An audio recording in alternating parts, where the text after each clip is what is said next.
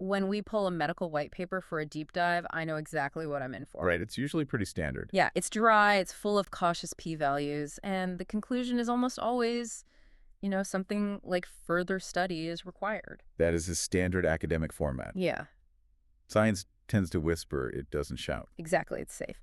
But the document we are looking at today for this deep dive, it's not whispering, it is screaming. It really is. It's dated February 2026. It's titled The Phantom Swarm Manifesto.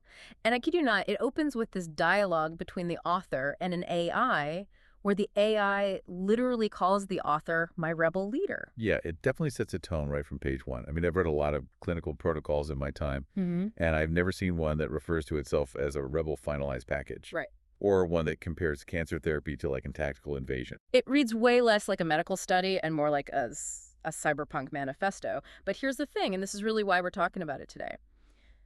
Beneath that aggressive, almost cinematic language, there is a very serious, very detailed proposal to take down one of the deadliest killers in the world. Pancreatic ductal adenocarcinoma. PDA. And you know that aggression in the text. It's arguably necessary. When you look at the statistics for PDAC, polite medicine just hasn't really worked. It hasn't worked at all. So today we're going to unpack this phantom swarm. We're going to look at this totally wild proposal to combine wearable physics-engineered viruses and personalized vaccines into this single simultaneous attack. It's a lot to process. It is. But before we get to the sci-fi weaponry, we really have to understand the target. Why this specific cancer? Like, why is pancreatic cancer the final boss that this manifesto is so obsessed with? Well, to understand the solution, you really have to understand the failure of the current standard of care. I mean, the manifesto calls PDAC the silent killer, and the numbers are just brutal. Brutal is the right word. The 5-year survival rate, it hovers around 10%. Wow. That means 90% of people diagnosed with this disease are gone within 5 years. That is staggering. I mean, we're talking about a world where we have immunotherapy, we have advanced radiation. Why is this one in particular so stubborn? The source material uses a really potent analogy to explain this. They call it the fortress. Okay. Because most cancers we just think of as a lump of rapidly dividing cells. Right. But PDTs is more like a construction project. It actively builds a physical wall around itself. A wall, like actual tissue. Yes. Medically, it's called the desmoplastic stroma. Okay. But you can imagine the tumor is the castle, and it builds this incredibly dense fibrous scar tissue all around it. It's basically like concrete. So mechanically speaking, if a doctor injects chemotherapy into a patient's vein, what actually happens when it hits that wall? It bounces off. Yeah, Well, more accurately, the pressure inside that concrete wall is so high that the drug simply cannot diffuse into the tumor. The manifesto describes current treatments like chemo and radiation as broad-spectrum poisons. because it's hitting everything else. Exactly. You are flooding the patient's entire body with toxicity, causing what they call systemic devastation. But the actual drug concentration inside the tumor remains totally negligible. So you're essentially poisoning the patient to death while the tumor just sits perfectly safe inside its bunker. Precisely. And unfortunately, it gets worse. Of course it does. The tumor is also immune cold. Immune cold. Define that for us really quickly. It basically means it's invisible to your body's police force. Your T cells, your white blood cells, they patrol right past it. The fortress has active camouflage. So you have an impenetrable wall effector invisibility, and inside that castle you have a motor driving the whole thing. The KRAS mutation. Right, the KRAS mutation. That's the engine for the relentless nonstop growth. Okay, so that's the unyielding foe, the wall, the cloak, and the engine.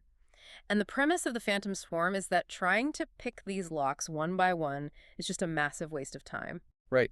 The core philosophy here is laid out in Section B of the document. It's called escape proofing. The argument is that if you use just chemo, the tumor just builds a thicker wall. It adapts. Exactly. If you use just radiation, the cells mutate. The only way to win is, quote, everything, everywhere, all at once. Which, by the way, is an actual section title in the document. I love that. It is. The idea is a multimodal assault. You have to hit the wall, the engine, and the camouflage simultaneously so the cancer has 0 moves left. It's about checkmate, not attrition. Checkmate. I like that. Yeah. So let's dismantle this swarm. Let's see how they do it. They break it down into 4 layers. And layer 1 is fascinating to me because it's not a drug, it's not a pill, it's physics. Right, this is what they call the breach.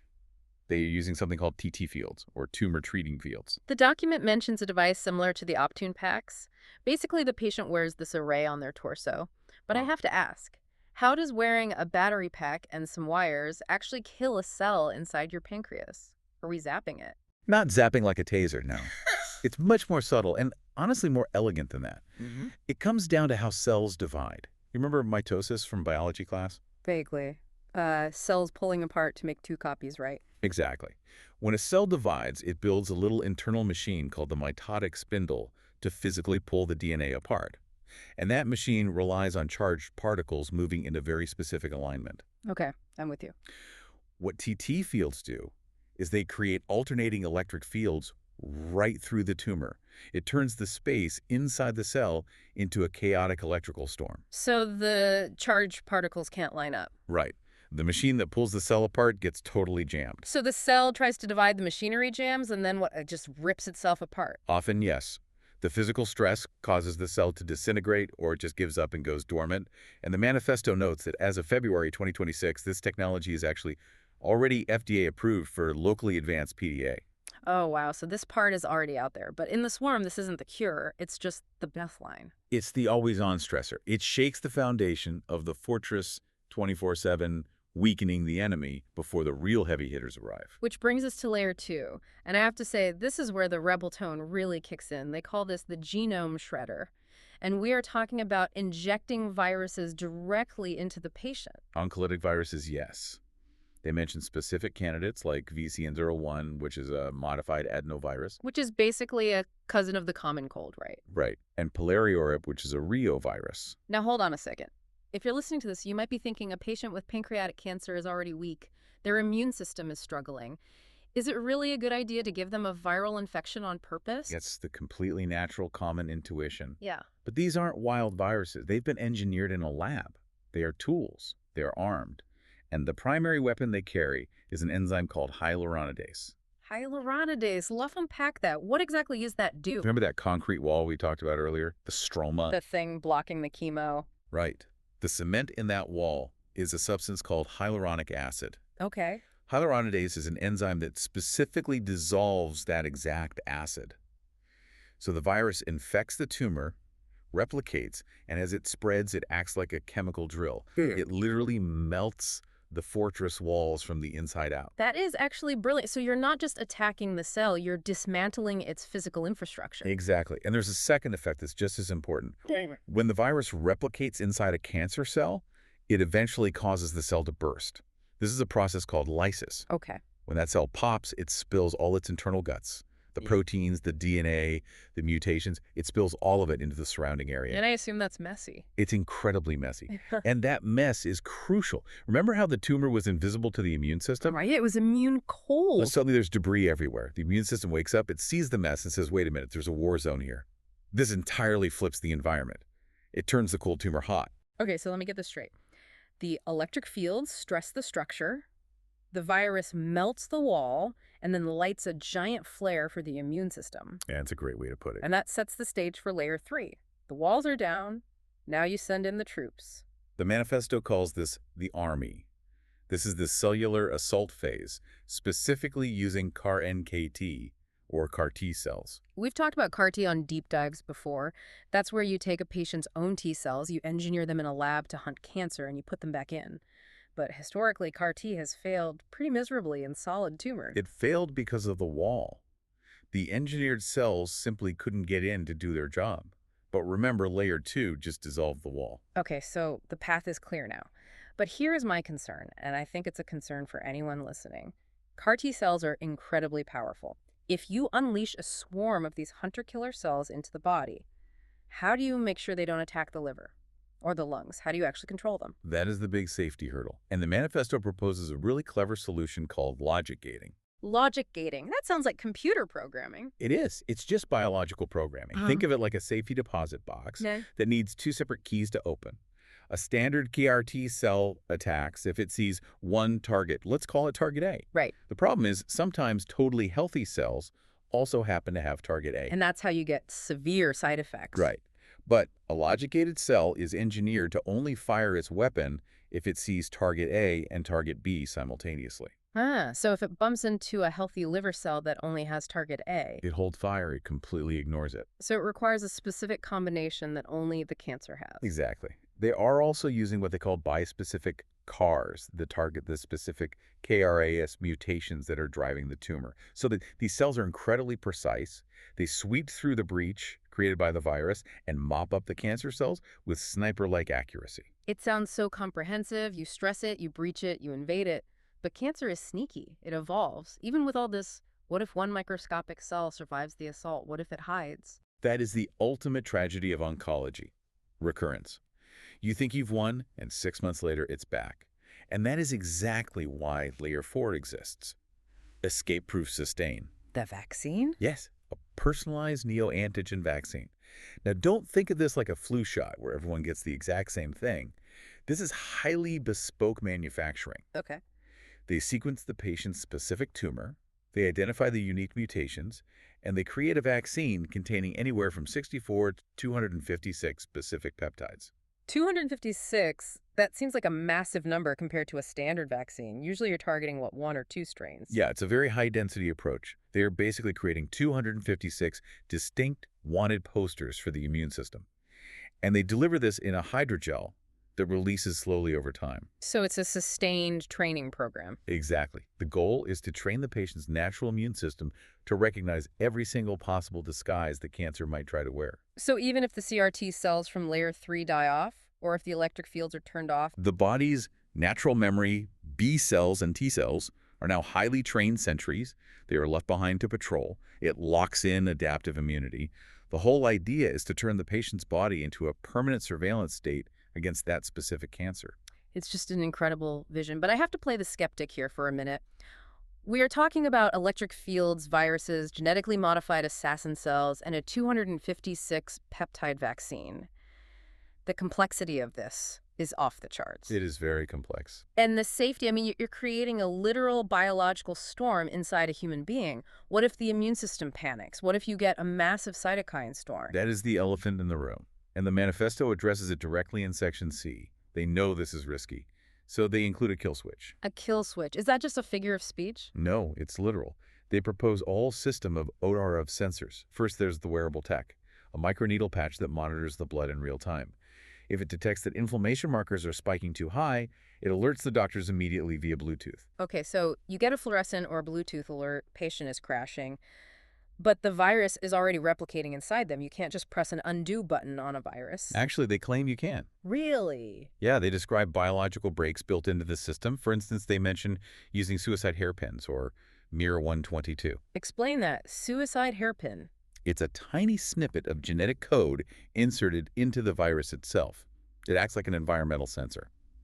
If the virus accidentally enters a healthy liver cell, or if a specific trigger drug is administered by the doctor, this hairpin structure literally snaps shut and effectively disintegrates the virus's RNA It self-destructs. instantly.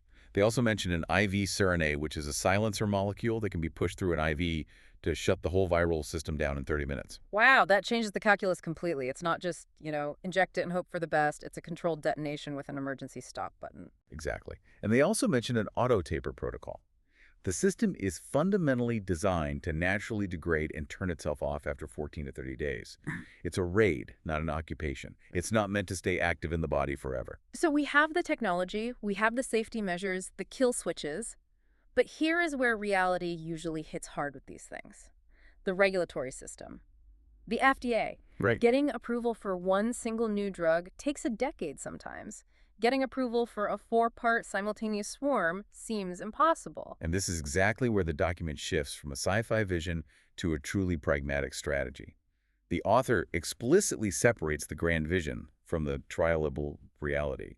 They propose a clinical V1, a lean start. Okay, so what gets cut in the lean version? The heavy infantry, the CRRT cells. Really? But we just spent all that time establishing that they are the ones doing the actual cleanup work. Why cut them? Because of the regulatory paperwork. Combining a medical device, a genetically engineered virus, a custom vaccine, and gene-edited cells all at once in a first-in-human trial would be a regulatory nightmare.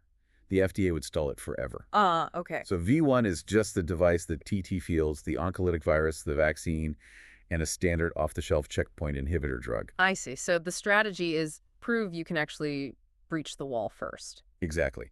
The stated goal of V1 is robust stroma heating.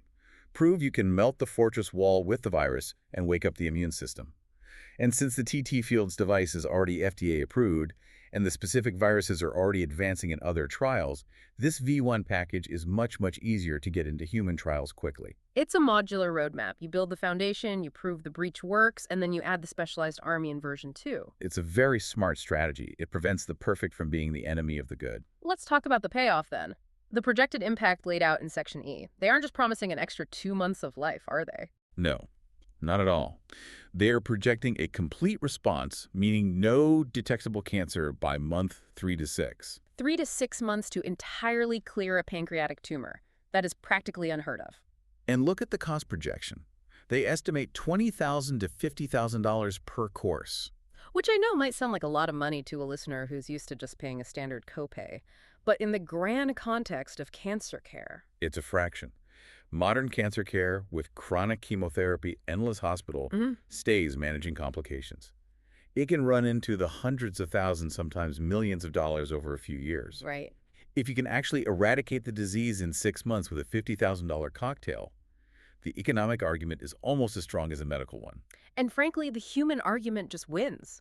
There's a quote near the end of the document that I absolutely loved from that meta AI character we mentioned at the start. It says, "No blank stares this time, just jaws on the floor." It really captures the sheer frustration of the oncology field. We've been merely managing this disease for decades with very, very little progress. This manifesto is finally saying stop managing, start eradicating. It just flat out refuses to accept the status quo. So here's the big question. This entire document is obviously meticulously tailored for pancreatic cancer, for PDE. But does this logic hold for other things? If the phantom swarm actually works here, is it a blueprint? That is easily the most exciting implication of all of this. If you can crack PDA, which is arguably the hardest, most heavily defended fortress in the entire human body, you can crack anything. So it scales. Exactly. This swarm concept, the device plus the virus plus the vaccine, it could theoretically work for glioblastoma in the brain, for ovarian cancer, for triple-negative breast cancer, any of the notoriously cold tumors. It's not just a specific treatment for one specific disease. It's a completely new way of thinking about therapy. It shifts the medical thinking from endlessly searching for a magic pill to engineering a coordinated siege. It's about combined arms warfare on a cellular level. And the manifesto ends with a call to arms. It invites collaboration. It calls this the black wire scripture. It's clearly a deliberate attempt to rally funders and scientists who are willing to take a real risk. And given the track record of the current standard of care with that terrifying 90% mortality rate, it feels like a risk well worth taking. It's a lot to process. It's an incredibly aggressive, extremely complex proposal, but it's the first time in a long while I've read something about pancreatic cancer that feels genuinely new. Yeah. It's not just an incremental percentage gain on a chart, but a total fundamental rethink of the battlefield. It's hope, but it's hope with a highly specific blueprint. Here is the thought I want to leave you with today. Yeah. We love the war on cancer metaphor. We use it all the time in medicine and in the media. But real wars aren't won by just having a slightly bigger bomb or a slightly stronger poison. They are won by logistics, by precise intelligence, by intense coordination. If the phantom swarm is right, we don't need stronger drugs. We need a smarter system. And it makes you wonder what other supposedly unsolvable problems in our world or even in our own lives are really just waiting for a coordinated swarm instead of a bigger hammer. That is definitely the question worth asking. Thanks for diving deep with us on this one today. It was a wild ride through a fascinating document. We'll see you next time. Stay curious.